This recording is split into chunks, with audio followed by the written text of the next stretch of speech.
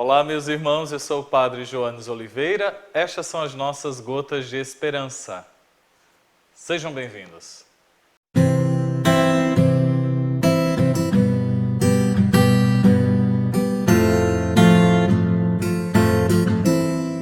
Vinde, Espírito Santo, enchei os corações dos vossos fiéis e acendei neles o fogo do vosso amor.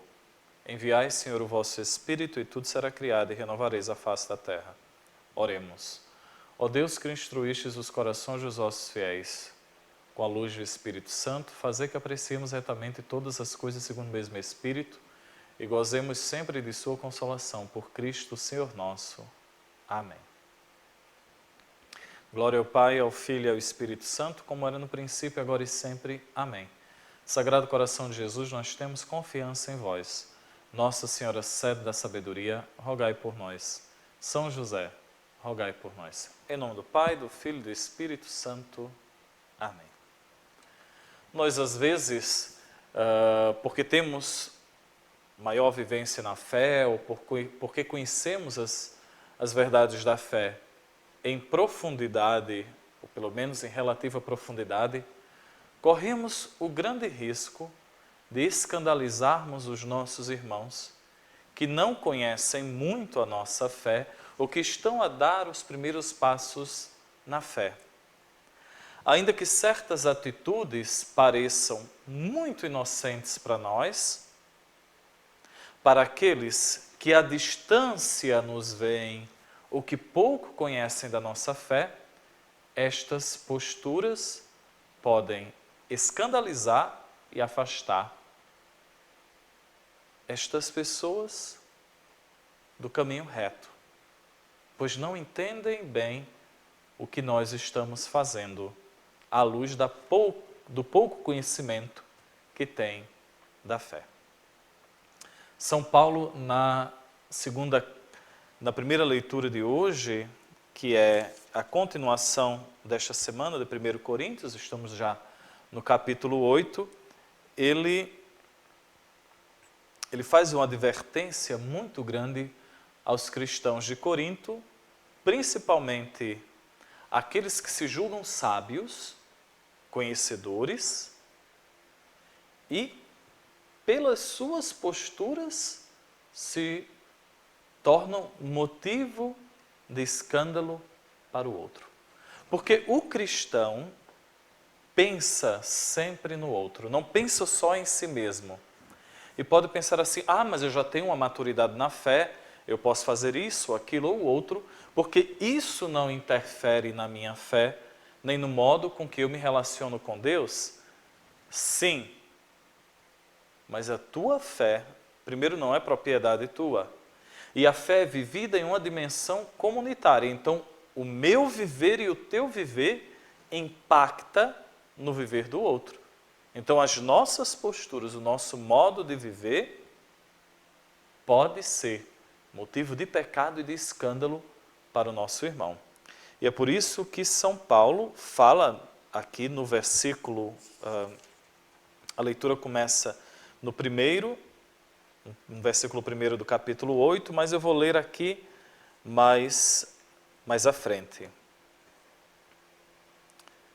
No versículo 12, pecando assim contra os irmãos e ferindo a consciência deles que é fraca, é contra Cristo que pecais. Por isso, se um alimento é ocasião de queda para o meu irmão, nunca mais comerei carne, para não escandalizar o meu irmão. Então vamos fazer aqui uma contextualização. Era comum naquela época as carnes que eram oferecidas aos deuses, ou seja, ofereciam os animais em sacrifício aos deuses, e depois essas carnes eram vendidas. E muita gente, principalmente os recém-convertidos ao cristianismo, ainda tinham muita ligação com a antiga religião de idolatria, que reconhecia aquelas carnes como consagradas aos ídolos e possuindo certos atributos, digamos assim, por terem sido oferecidas aos ídolos. Já os cristãos mais maduros na fé sabiam que aquilo não tinha nada a ver. E por isso comiam esta carne sem problema. Pois é, suas consciências não lhe acusavam. Mas aqueles recém-convertidos, ao verem aquilo, ficavam escandalizados. E São Paulo aponta que esta postura é um pecado. Ou seja, o nosso viver, ainda que na aparência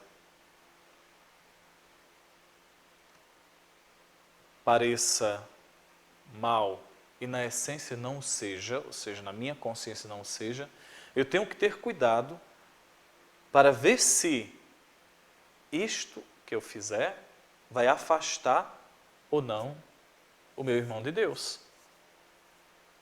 E São Paulo até diz assim, que a caridade edifica, porque isso é um gesto de caridade, isso é um gesto de amor. Então, se eu quero glorificar a Deus, eu tenho que viver a caridade, digo o amor, porque o amor é o modo mais perfeito de dar glórias a Deus. Eu posso ter todo o conhecimento do mundo, eu posso ter toda a inteligência do mundo, eu posso ter tudo nesse mundo, como diz São Paulo, se eu não tiver a caridade, se não tiver o amor, eu não tenho nada. Nada disso tem valor. E este amor é o amor a Deus que se reflete no amor aos meus irmãos. É muito importante que tenhamos esta consciência de que minhas posturas, meu viver, minhas ações, o que eu faço externamente como reflexo do meu interior, deve ser muito bem pensado, de modo a não afastar os meus irmãos de Deus. Porque esta caridade, este amor a Deus, refletido nas minhas atitudes, é o sinal de que amo a Jesus Cristo, de que sigo a Jesus Cristo. Vós sereis os meus discípulos se fizerdes o que vos mando. Sereis meus amigos. Amai-vos uns aos outros como eu vos amei. Como é que eu posso dizer que amo a Deus e não cuido do meu viver? Para que o meu viver não escandalize o meu irmão. Ainda que eu faça, mas não parece mal. Mas isso que eu estou fazendo não tem problema nenhum. Para ti. Mas quem vê, será que vê com os mesmos olhos? E alguém pode dizer assim, padre, agora nós devemos dar satisfação a todo mundo. Não é dar satisfação a todo mundo, é procurar, cada um conforme o seu estado, viver as realidades exteriores com a tranquilidade de quem no seu interior ama a Deus e que todo o seu viver é pensado, é vivido para conduzir o outro a Deus. E isto nos vai fazer santos. A nossa vocação é ser santos. E tem gente que às vezes acha que ser santo é viver quase andando numa nuvem.